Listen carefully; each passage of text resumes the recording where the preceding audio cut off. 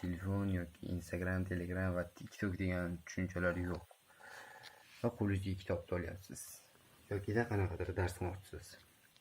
Va siz e'tibor va diqqatingizni 1 soat yoki 2 soat eng kamida qaratgan, 1 soat yoki 2 soat qaratgan holatda siz o'zingiz ishingizni bemalol qilyapsiz va bang hozirgi holatingiz bilan solishtiryapsiz.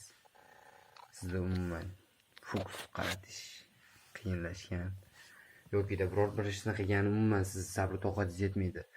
Juda ham oddiy ishlar bilan, masalan kitob o'qish, kitob o'qimoqchi bo'lasiz, har doim siz shu kitob o'qishga o'zingizni majburlaysiz, lekin siz yarim soat yoki undan ortiq vaqt umuman kitob o'qiy olmaysiz. Tabriklayman, sizda dunyo aholisini juda ko'p odamlarda kuzatilayotgan brain rot kasalligi bilan brain rotga chalingansiz. Brain rot o'zi nima? Brain rot ingliz tilidan o'zbek tiliga tarjima qilganda miyaning chirishi. O'z aslida u kasallik bo'lishi kerak edi, lekin hozirgi zamonda juda ham oddiy, yengil dopamin qabul qilish, juda ham ko'p scrolling videolar, reels, shorts yoki TikTok videolarni ko'rish orqasidan kelib chiqyapti. Oldin yoshi katta bo'lgan odamlarda shunaqa brain rot degan kasallik bo'lardi, miyani chirib yokida qanaqadir kasallanishi bo'lardi. Xo'p.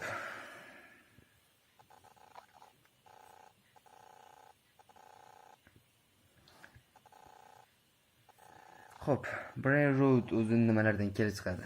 Brain rot birinchi o'rinda juda ham ko'p vaqt davomida, ya'ni 1 yil, 2 yil davomida siz tinmasdan shu Instagram, Telegram yokida YouTube shortslarni ko'rib, miyangizda yengil dopaminga o'rgatib qo'ygansiz.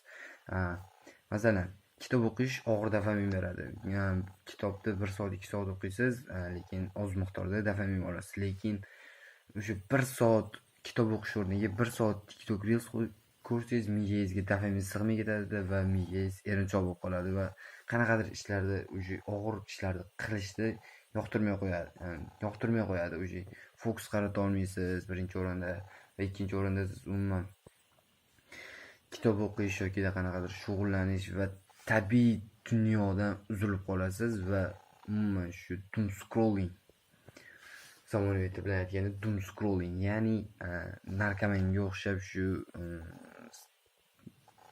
reelslarga o'rganib qolasiz.